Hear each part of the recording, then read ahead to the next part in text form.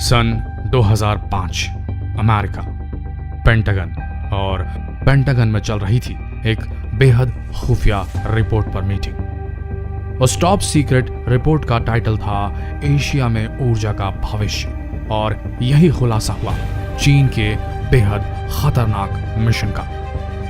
जब अमेरिकी खुफिया एजेंट्स की रिपोर्ट पर वक्ता बोल रहे थे तो पूरा पेंटागन हिल रहा था। चीन का बढ़ता क्षेत्रीय दबदबा, आर्थिक क्षमता और अपने उद्योगों के लिए संसाधनों की बढ़ती भूख के चलते चीन भारत के पड़ोसी देशों से राजनयिक संबंध कायम कर रहा था।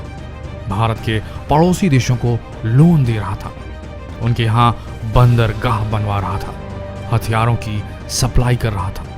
चीन भारत को चारों तरफ स्ट्रिंग ऑफ पर्ल से घेरना चाह रहा था। बड़े दुख की बात है, मुसीबत भारत पे आई थी और खुलासा एक विदेशी सरकारी अमेरिकी खुफिया एजेंसी कर रही थी।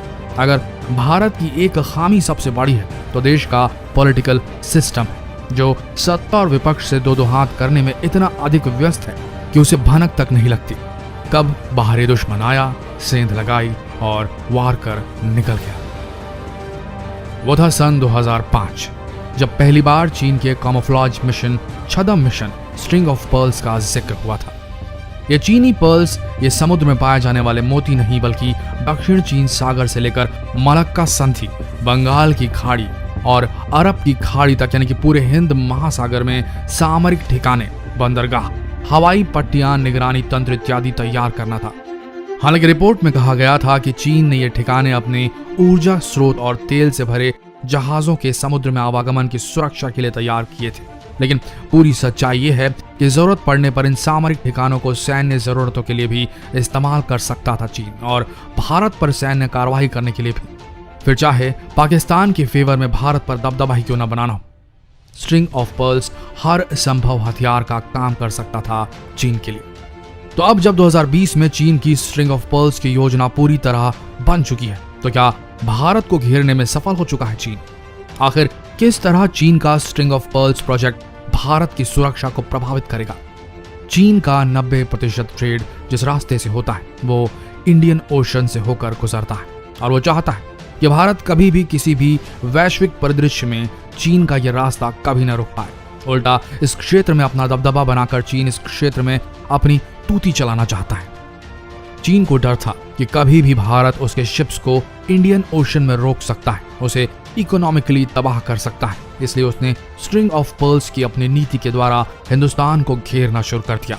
चीन भारत के खिलाफ अपनी स्ट्रिंग ऑफ पर्ल्स नीति के तहत काम कर रहा था। इस नीति के तहत चीन भारत को हिंद महासागर में घेरने की कोशिश कर रहा था। चीन भारत के कई पड़ोसी देशों में अपने सैन्य और नौसैनिक अड्डे स्थापित कर रहा था, ताकि युद्ध के हालात में चारों ओर से भारत पर हमला कर सके। इन खाड़ियों के अलावा स्ट्रिंग ऑफ पर्ल्स प्रोजेक्ट के अंतर्गत पाकिस्तान में ग्वादर और कराची बंदरगाह में मिलिट्री बेस, श्रीलंका में कोलंबो और नए पोर्ट्स हम्बनटोटा में आर्मी फैसिलिटी के साथ साथ बांग्लादेश के चिटगांव में कंटेनर सुविधा बेस और म्यांमार में यांगून बंदरगाह पर मिलिट्री बेस की स्थापना को भी गिना जाता है। आइए जानते हैं कि चीन के ये मोती कहां कहां हैं और इनसे भारत की सुरक्षा को कैसे खतरा है। इसे समझने के लिए ऊपर दिए नक्शे को गौर से देखें तो साफ हो जाएगा कि चीन की मोतियों की लड़ी आखिर किस तरह से भारत के लिए गले का फंदा भी बन सकती है। नंबर 1, पाकिस्तान।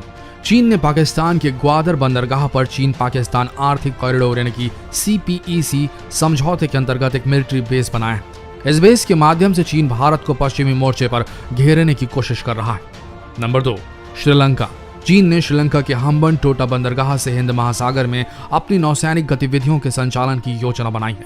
उल्लेखनीय है कि हम्बनटोटा बंदरगाह को विकसित करने के लिए श्रीलंका ने सबसे पहले भारत से ही आग्रह किया था, लेकिन इससे पहले कि भारत तैयार होता, चीन ने श्रीलंका को जरूरी मदद करने की पेशकश कर डाली और अपनी चाल में कामयाब भी हो गया। इस बंदरगाह पर हाल ही में चीन की पनडुब्बियों को देखा गया है।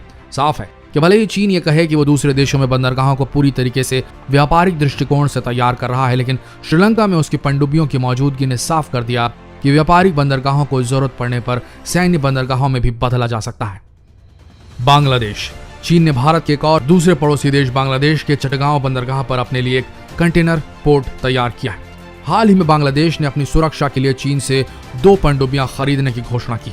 साथ ही चीन बांग्लादेश से राजनयिक संबंध मजबूत करने की लगातार कोशिश कर रहा है और उसको हर तरह की वित्तीय मदद तक दे रहा है। म्यांमार। चीन भारत के खिलाफ युद्ध छेड़ने के लिए और भारत के पड़ोसी देशों की जमीन भारत के खिलाफ इस्तेमाल करने के लिए म्यांमार के साथ सैन्य और आर्थिक संबंधों में वृद्धि कर रहा है। चीन म्यांमार के एक बंदरगाह यांगून पर भी मिलिट्री बेस बना रहा है। चीन अपने नौसैनिक बेस हिंद महासागर में स्थित मालदीव और सेशेल्स में भी स्थापित कर रहा है। जिबूती में नौसैनिक बेस। चीन ने अफ्रीकी देश जिबूती में अपना पहला विदेशी नौसैनिक बेस स्थापित करने के लिए अपना युद्धपोत जुलाई 2017 में भेजा है।